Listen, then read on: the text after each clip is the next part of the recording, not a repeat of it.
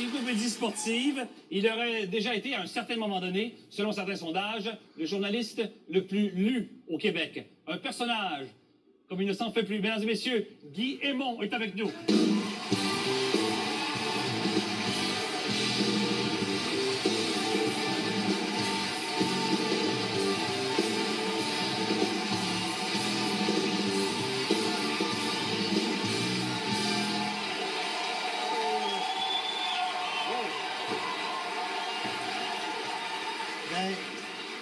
Ça me rappelle tes souvenirs, Patrice. C'est pourquoi, quand j'étais petit gars, mais je parle de mon adolescence, 17-18 ans, je venais ici régulièrement voir les grands. Olivier Guimond, moi, mandat parent, me faisait rire Lapoune, Claude Blanchard, Denis Drouin et compagnie.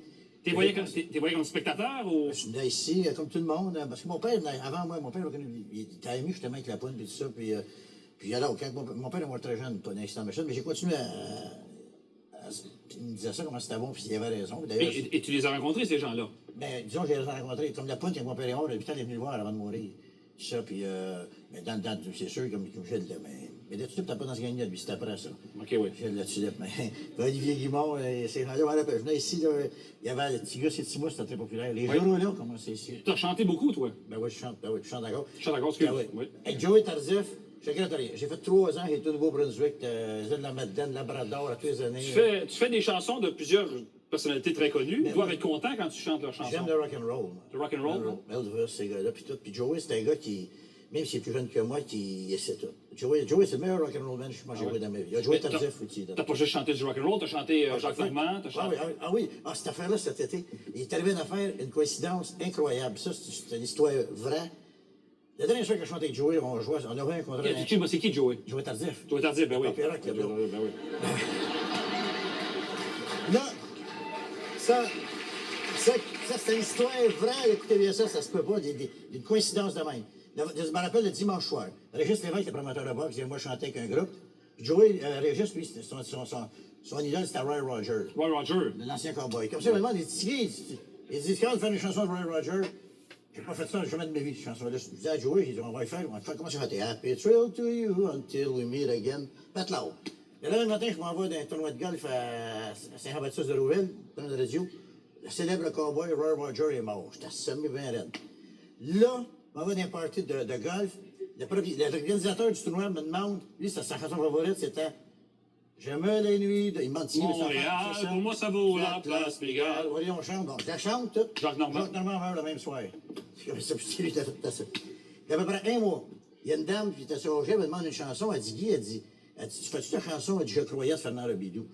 Mais moi, j'ai fait une des premières chansons que j'ai faites quand j'étais petit gars. Je me rappelais de la chanson. J'y chantais à madame. Je croyais à tout ce que tu me disais. Tu savais si bien les mots. Je la chante à 4 heures. Fernand Robidoux est mort à 9 heures. Je te jure. Là, ils vont à l'envers le jour quand j'étais à l'ovation, ils m'ont pogné par le collet. Et je t'avertis, chante jamais. Ah ouais, la petite jument.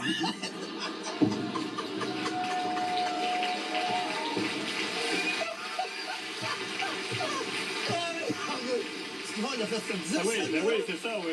Ben oui. Écoute, il y a une chose qui me frappe, d'abord, tu parles vite, c'est extraordinaire, mais quand tu étais petit, est-ce que tu parlais vite comme ça? Oui, j'ai toujours parlé vite. Est-ce que tu fais tout vite comme ça? Disons que j'étais un gars spiré, j'étais de ma nature. J'ai toujours, quand je jouais du sport, n'importe quoi, j'étais vite. Je jouais à la balle. Mais les gars m'ont souvent dit, quand on avait un lanceur, je une balle, ben, partait tout de suite avec le lanceur. Je faisais de la boxe, j'étais vite, tu ne peux pas me frapper. Tu as fait de la boxe? Oui. Ben oui, mon père, c'est un ancien promoteur de boxe. Okay. J'ai commencé à boxer à 6 ans. À 6 ans? Ben oui, parce que mon père, Lévi Côté, un des boxeurs de mon père, m'a donné ses gants de boxe. J'aimais ça. C'est bouche, c'est bien moins dangereux que la course automobile, regarde au hockey, tu vois, des commotions cérébrales. Excuse-moi, parce que t'aimes la boxe aussi au hockey. Oui, j'adore ça. Ah oui? D'ailleurs, j'ai à moitié un bon combat de boxe à la glace. On m'a dit que tu as failli tomber sur la glace à Boston pendant un combat de boxe. Ça, c'est vrai. T'étais trop penché par-dessus? Non, d'habitude, à Boston, on était, nous autres, on avait une belle passerelle à plein milieu de la glace. Là, j'étais au dimanche matin, puis vu qu'on s'était dans la semaine de la partie, puis il y avait bien beaucoup de monde, il m'avait demandé si ça me dérangeait pas d'être plus haut avec Gosse Lacombe. C'est lui qui m'avait sauvé la vie, qui est mort aujourd'hui de dernière heure. Il t'a sauvé la vie. Ben oui. Puis avec Stésiot, l'ancien roi du Boston. Excuse-moi, comment il t'a sauvé la vie? Il m'a pogné avant que je tombe. Je m'en allais en bas. T'as vraiment passé par-dessus? Ben, c'est parce que, vois-tu, j'étais à la première rue sur le bord. Puis là, la bataille, puis tout ça, puis là, tout coup, boum, les pieds, là, il m'a pogné avec un... J'allais tomber dans le monde. Je serais tombé dans le monde, je serais mort. Je n'aurais reçu une coupe peut-être moi avec, mais... je vais te dire quelque chose. Mais tu dois être épouvantable. Si t'es près d'un combat de boxe, faut que tu regardes ça, ça doit être l'enfer pour les gens autour. Dangereux. En boxe, il y a, disons que... Moi, le gars qui m'a le plus excité dans ma vie, il y en a eu deux pour dire réellement qui me rendait malade. C'était Roberto Duran, mon idole. Lui, c'était épouvantable, puis Eddie Menou. Ça, je te dis, j'étais malade. Quand il se battait, j'étais malade. Réellement, là, j'étais... Ah oui, puis j'étais pas tenable dans ces combats-là. Mais t'aimes ça quand même. J'aime ça. J'aime ça comme un fou. J'aime ça comme un fou. Ça m'excite au bout. Moi, mon plus grand thrill dans ma vie, c'était quand Roberto Duran a battu l'honneur ici le 20 juin 80. Là. Ça, c'est une chose. Sugar Ray Leonard avait gagné la médaille d'or aux Jeux Olympiques de Montréal. Donc, il a décidé de se battre contre Duran à Montréal. Il s'est dit, m'envoie la foule de mon bord. Qu'est-ce que t'as fait? Il s'est trompé, c'est qu'il ne savait pas que j'écrivais sur Roberto Duran depuis 8 ans. Puis quand Roberto Duran est arrivé à Montréal, en débarquant de l'avion, moi, je n'étais pas là, tout le monde était assommé, il a débarqué. Les gars m'ont compté ça, il a dit, t'as manqué ça. En débarquant de l'avion, il a dit, bonjour Montréal, bonjour Guillemont. Mais Roberto Duran, il savait que j'écrivais sur lui, il avait été averti par ce monde. Moi, j'allais voir boxer à New York, tout ça. Moi, c'était mon idole, j'étais capoté à ce gars-là.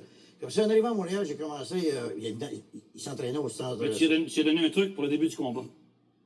Ben, j'ai donné un truc. Moi, je me dis bien que je ne suis pas séparatiste. Moi, je suis un gars, j'aime tout l'éclairage, j'aime tout le monde, ça. Mais, pour le vrai, moi, je suis un gars qui. Il y a du bon monde dans tous les rages, je me dis tout le temps. Puis, en tout cas, le midi a pesé. Je dis à Roberto, je parlais avec Louis Chantigny qui est mort aujourd'hui. Il y avait. Comment ça? Louis Chantigny, c'était un malade de boxe comme moi. Lui, son idole, c'était. Il a écrit un livre sur la boxe, c'était Anderson. Moi, j'ai dit, Louis, j'ai dit, écoute bien. Je dis, Roberto, présentement, il y a la faveur du public, tout le monde l'aime, puis tout ça, tout. Là, je parle aux gens de Roberto, c'est parce que je parle en espagnol, je ne parlais pas en français, en anglais. Là, j'ai dit, moi, à votre place, je prendrais le drapeau, puis avant que Roberto monte, avant ça, puis là, ils sont parlés, ils ont dit, une bonne idée. On vole le drapeau, on l'a retrouvé d'ailleurs avec le combat. On vole le drapeau, on l'amène à Roberto. Comme ça, quand Roberto s'en vient, tu regarderas l'histoire du combat, puis c'est montré, ils ont encore montré il y a 3 semaines, c'est un des plus grands combats de l'histoire. Tu vois Roberto qui s'en vient, puis là, il arrive dans la foule, il y a 48 000 personnes, puis avec le drapeau du Québec. Comme ça, la balance qui restait, là, le monde a pris pour Roberto d'aplomb. Mais autres, la gang. D'ailleurs, Howard Castle, qui est mort aujourd'hui. Oui, avec. Comme ça, d'affaire. Ah oui. Vous allez rire, rapidement.